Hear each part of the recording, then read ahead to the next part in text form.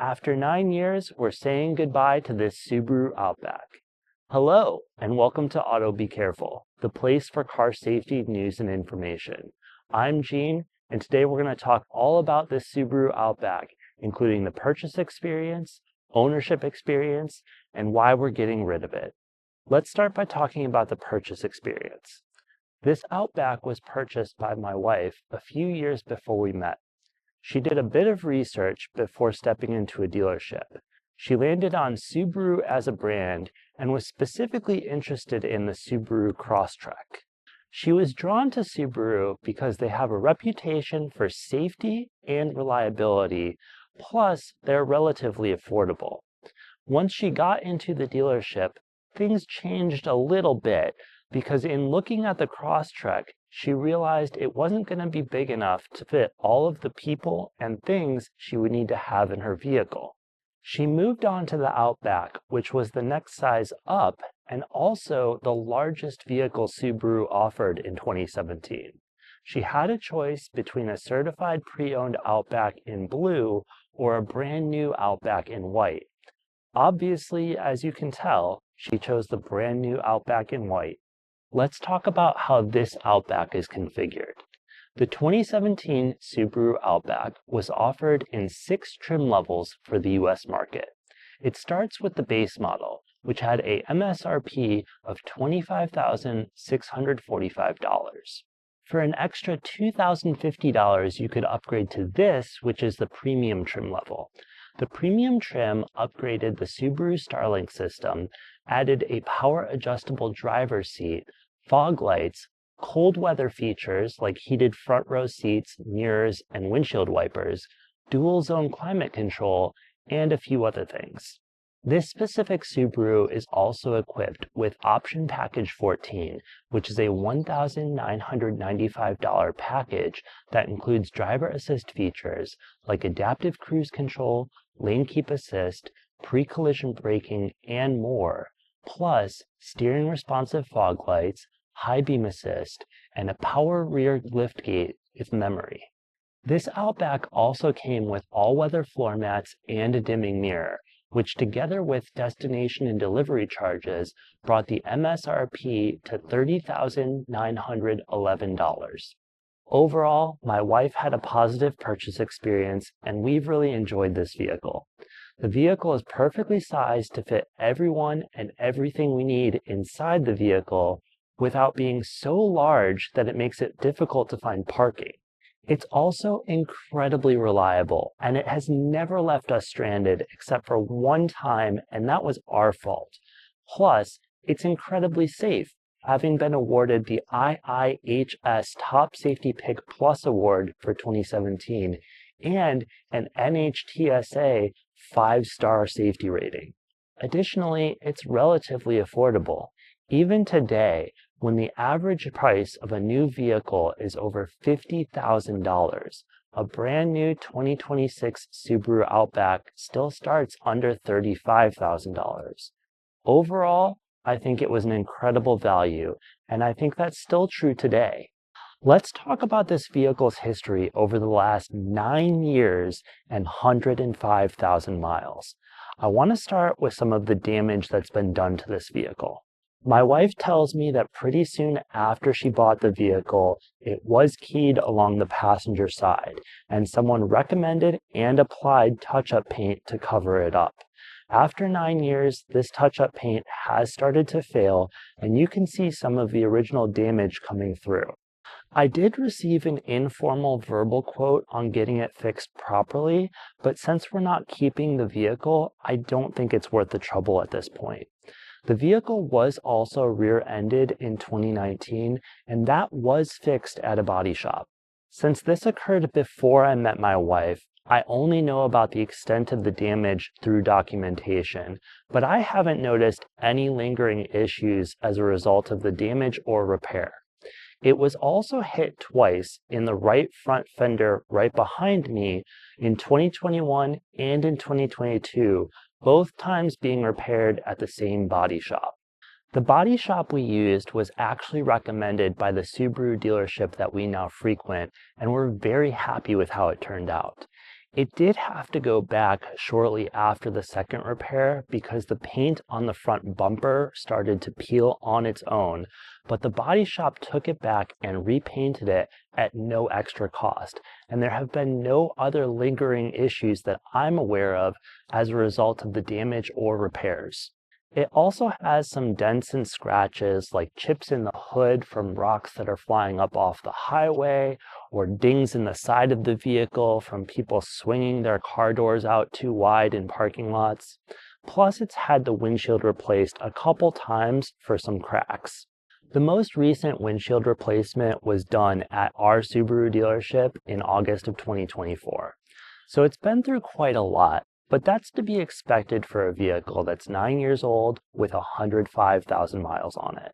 Next, I want to talk about a lesson I learned with this vehicle. In 2022, we were driving home on the highway when suddenly a bunch of warning lights came on the instrument cluster. We pulled over onto the shoulder of the highway just in time to watch smoke start to bellow out from under the hood. We called a tow truck and had the vehicle towed to a Subaru dealership. They looked at it the very next day and determined that an engine accessory belt had broken. This accessory belt powers the water pump, which cools the engine. So obviously, when it's not working, it resulted in a lot of heat buildup.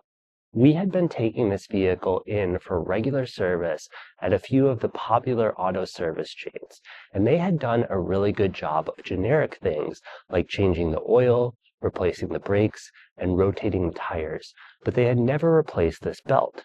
What I later learned is that these places typically don't follow the recommended service intervals, instead recommending service based on the condition of the item, like that belt. While Subaru recommends replacing this belt at 60,000 miles, none of these auto service chains had done it because they didn't see a physical issue with the belt. Even though the belt didn't disintegrate until almost 90,000 miles, I would have much rather had it replaced at 60,000 miles and not be stuck on the side of the highway at night. What I learned from this is if we're going to take our vehicles in for service at these automotive service chains, we need to be more aware of the service intervals and what parts need to be replaced at each milestone. If we don't want to deal with the headache of remembering all of this information, it's easy to just take the vehicle in for service at a dealer because they know the service intervals and can provide appropriate recommendations. After this incident, we started taking this vehicle in for service at our local Subaru dealership and have had great experiences with them. They've caught quite a few things that could have cost us a great deal of money and fixed them at little to no cost. It's been wonderful working with them and will be truly one of the things I miss most about owning this vehicle, since it can be really difficult to find a service team. One last thing I want to mention about living with this Subaru Outback is we did have a reoccurring issue with the battery failing. It first happened in December of 2022 and then again a year later in December of 2023. Normally, I would expect the battery to last about 3 to 5 years, so this was pretty alarming. It turned out that this issue was caused by something that was seemingly completely unrelated. Cell phone carriers had shut down their 3G networks. It turned out this Outback relied on the 3G network to use connected services like automatic collision notifications and remote unlocking and locking. Since it couldn't connect to the 3G network, it took more power to boost the signal of the radio in an attempt to get connected, but this caused the battery to drain faster, resulting in the battery failing prematurely. There were a few options to fix this issue, including disconnecting that module, but we opted to have the Subaru upgraded to 4G network technology so that it could remain connected. We did this for a couple reasons. First, automatic collision notifications can be a lifesaver. What this does is uses the vehicle's built-in cellular connection to contact emergency services if the vehicle detects a collision. If the vehicle's occupants are incapacitated, this can save critical seconds in the time it takes to get help, which is really important to us with a family. Additionally, these cellular connected services allow the vehicle to be remotely locked and unlocked with a phone, which can be really helpful in situations where a key is locked inside the car, especially if there's a child or pet inside as well. These features have other benefits as well, like the ability to locate the vehicle on a map or remotely flash the lights or honk the horn in order to help find the vehicle in a parking lot. We decided to pay for this upgrade out of pocket, but Subaru later decided to reimburse us for the costs.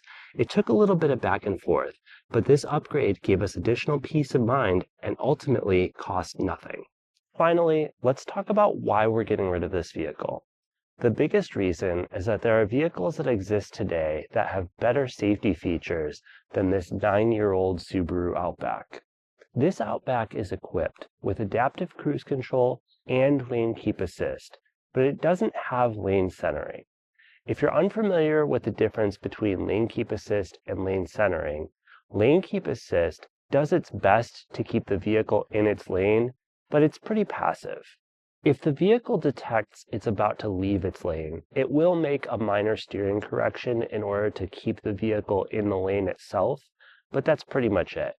This can lead to situations where the vehicle bounces back and forth between the left and right side of the lanes, and it may lead to a situation where the vehicle departs the lane entirely. Newer vehicles are equipped with lane centering, which is a much more advanced system that keeps the vehicle in the center of the lane. It doesn't just make minor steering corrections if it detects the vehicle is about to depart the lane, it actually tries to keep the vehicle away from the lane markers on either side entirely. Another feature that's not in this Outback is intelligent speed assist. This is a feature that utilizes the vehicle's cameras and or GPS location of the vehicle to determine the speed limit for the road the vehicle is on. Newer vehicles can also display this information on the built-in heads-up display so that the driver doesn't have to look down at the dashboard in order to get this data. Unfortunately, this Outback isn't equipped with a heads-up display either. Weirdly, this Outback is equipped with cross-traffic alerts to let the driver know there's traffic behind them when backing up, but it's not equipped with parking sensors to let the driver know how close they are to the object behind them. It's pretty strange getting beeped at when there's someone crossing the path behind the vehicle, but not getting beeped at when they're stationary and it's about to hit them. Finally, there are a number of things not on this Outback that can make a huge difference, especially for younger kids. One of those is rear occupant alerts. I've already done a full video on this feature, and I'll link that in the description below. But these helpful alerts can be critical reminders to drivers to check the back seat for children and pets before departing a vehicle, especially on a scorching hot or freezing cold day. Another feature not on this Outback are rear climate vents, which can help keep rear occupants at an appropriate temperature when driving. This is especially true for children in rear-facing car seats that are much less likely to benefit from the air coming from the first row.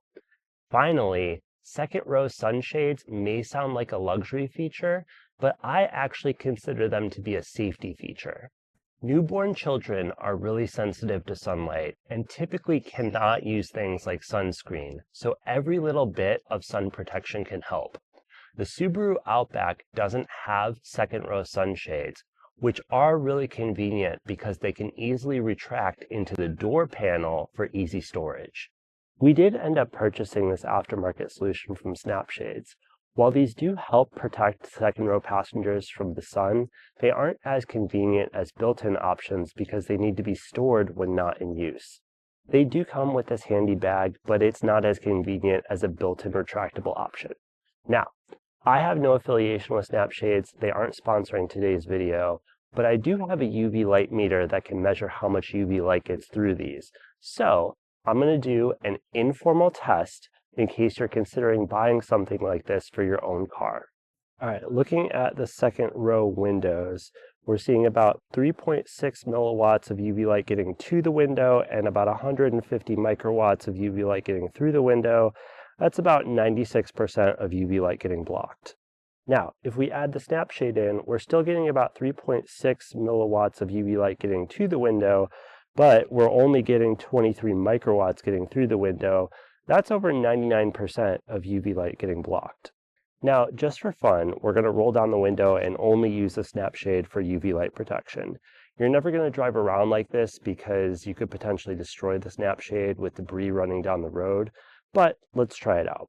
We're still getting about 3.6 milliwatts of UV light getting to the sunshade with about 500 to 600 microwatts getting through the snap shade. That means we're blocking roughly 85% of UV light with just the snap shade alone, which is pretty impressive. Finally, I want to talk about some non-safety features we wish we had on this vehicle. My wife's number one is a sunroof. While the 2017 Subaru Outback was offered with a sunroof as an option, this specific one isn't equipped with that. My number one is the lack of a built-in navigation system. Again, while the 2017 Subaru Outback was offered with built-in navigation as an option, this one isn't equipped with that. I do know that the 2017 Subaru Outback built-in navigation wasn't the greatest. However, I much prefer built-in navigation to trying to find a place to mount a phone on the dashboard that's easily visible to the driver. Finally, we are looking for some additional luxury features, like heated and ventilated seats, a heated steering wheel, and less plastic inside the cabin since plastics tend to shed microplastics. We're also looking for things like a third row, additional towing capacity, and remote start so that we can precondition the cabin on a scorching hot or freezing cold day. So that's a look at 9 years with this Subaru Outback, including purchasing it, living with it, and why we're getting rid of it. Stay tuned as we go through the process of selling this vehicle, and then we'll reveal what vehicle we purchased to replace it.